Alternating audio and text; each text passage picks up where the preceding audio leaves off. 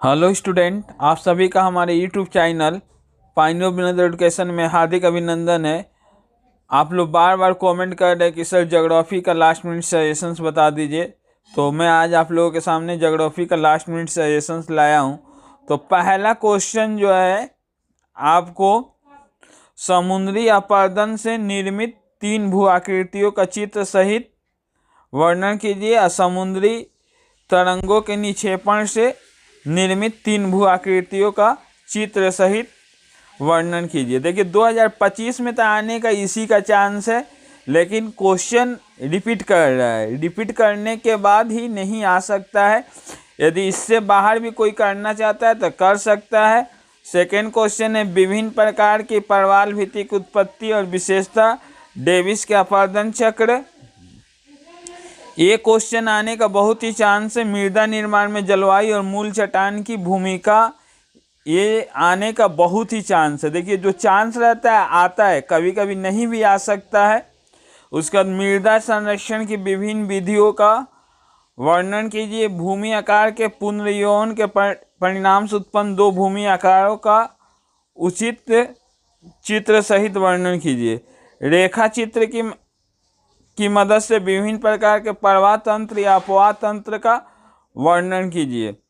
पहला क्वेश्चन में मैं इतना ही दिया हूँ। देखिए ज्योग्राफी में आपको बहुत ही बोलना मुश्किल है कि कौन सा क्वेश्चन आएगा। इसका कारण यह है कि इसका पेपर का पैटर्न 3+2+2 रहता है, या 4+3 रहता है, या 5+2 रहता है।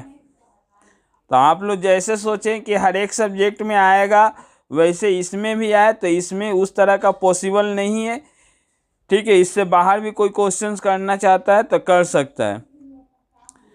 सेकेंड नंबर क्वेश्चन में आपको अंतर देने का ज़्यादा चांस है। संकट और आपदा में क्या अंतर है, चक्रवात और प्रतिचक्रवात में क्या अंतर है, उष्णकटिबंधीय शीतोष्णकटिबंधीय चक्रवात में क्या अंतर है।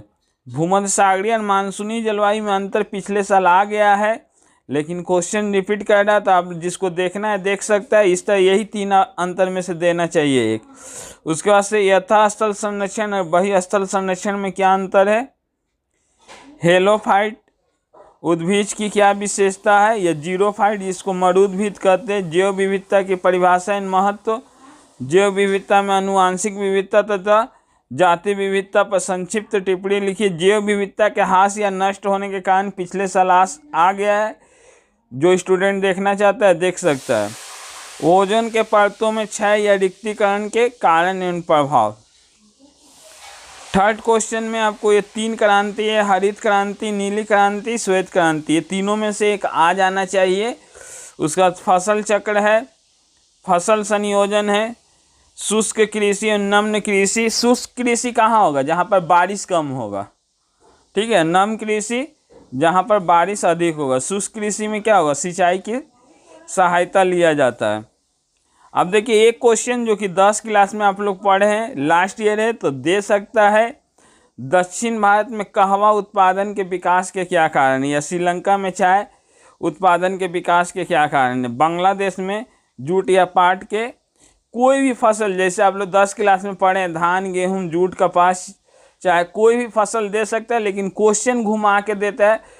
जैसा कि चाय का दे दिया था, चाय की कृषि के लिए क्या निम्नलिखित भौगोलिक परिस्थितियों की आवश्यकता पड़ती है। पहला पॉइंट हम देंगे तापमान, सभी का क्या 20 से 30 डिग्री तापमान लिख सकते हैं।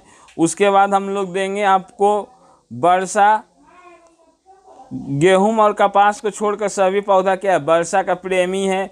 उसके बाद मिट्टी, धरातल, सस्ते और कुशल श्रमिक, खाद, ये सब लिखेंगे। ये ईजी है, मैं क्वेश्चन आपको समझना पड़ेगा। प्रीवियस ईयर्स का क्वेश्चन देख कर जाइए, ऐसा एक क्वेश्चन इस साल आ सकता है। विस्तृत कृषि क्यों निर्यात प्रधान होती है, और गहन कृषि में प्रति व्यक्ति उत्पादन कम क्यों होता है। दाल उत्पादन की समस्या, श्रीलंका में नारियल उत्पादन के विकास के कारण। ये क्वेश्चन देखिए आपको समझना पड़ेगा। ज्योग्राफी आप सोचिएगा कि हम याद करके जाए उसी ढंग से आ जाए, तो ज्योग्राफी में ऐसा नहीं होता। ज्योग्राफी को साइंस का दर्जा दिया जाता है, तो आपको क्वेश्चन समझ, जैसे एक साल दिया धान और गेहूं की कृषि का माने तापमान और वर्षा का तुलना करना है, सॉरी जलवायु और मिट्टी का तुलना करना है। तो आपको क्वेश्चन समझना पड़ेगा, तो वो तो आवश्यक भौगोलिक परिस्थितियों में से ही लिख सकते हैं। देखिए जो कमज़ोर स्टूडेंट है उसके लिए चौथा क्वेश्चन बहुत ही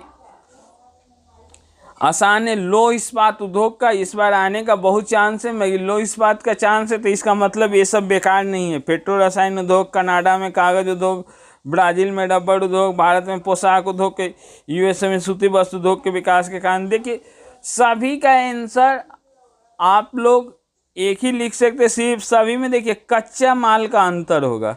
कच्चा माल क्या होगा, जैसे लो इस्पात का लो अयस्क होगा, सूती वस्त्र उद्योग का कपास होगा, पेट्रो रसायन उद्योग का पेट्रोलियम से उत्पन्न अपशिष्ट पदार्थ होगा, कागज उद्योग का लुगदी, फटे पुराने कपड़े, सब का क्या होगा, कच्चा माल अलग होगा। शक्ति के साधनों की सुविधा, सस्ते और कुशल श्रमिक, स्वच्छ जल की सुविधा, बाजार की सुविधा, तो सबका अगर आप स्मार्ट है तो एक ही से चला सकते हैं।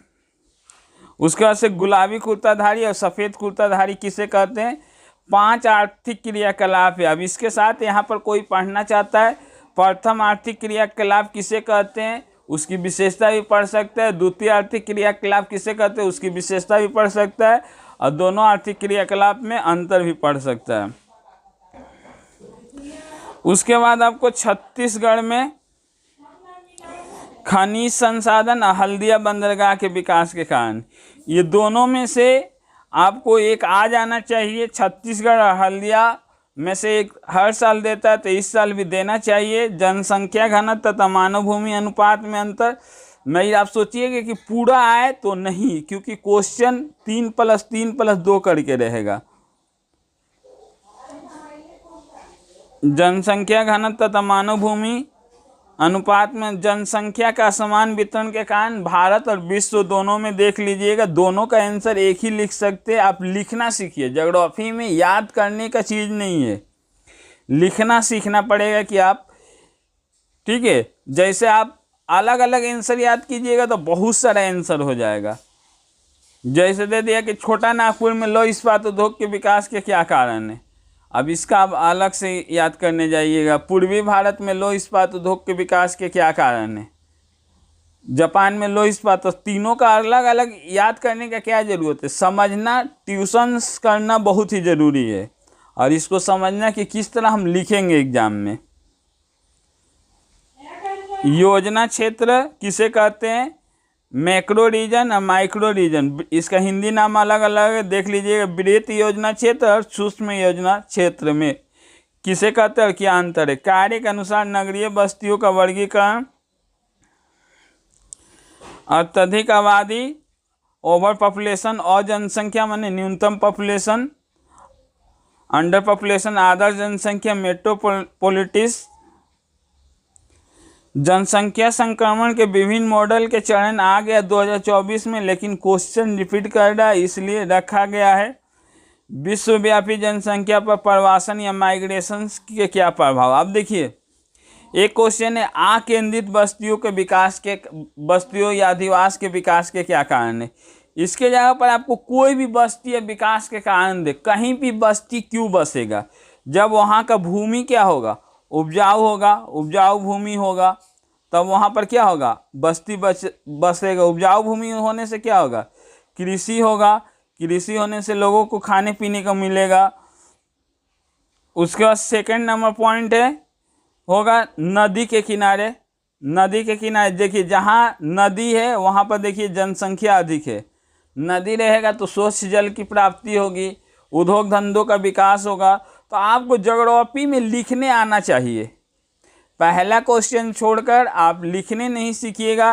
तीसरा पॉइंट दे सकते हैं उद्योग धंधों का विकास, जहाँ नदी होगा उद्योग धंधे में मिल, जितना मिल है देखिए वेस्ट बंगाल में सब नदियों के किनारे स्थित है। तो आपको ज्योग्राफी में लिखने आने सीखना पड़ेगा, ये नहीं कि यही क्वेश्चन आएगा, ज्योग्राफी में इस टाइप का नहीं है, ठीक है। इसके बाहर भी यदि कोई करना चाहता है तो कर सकता है।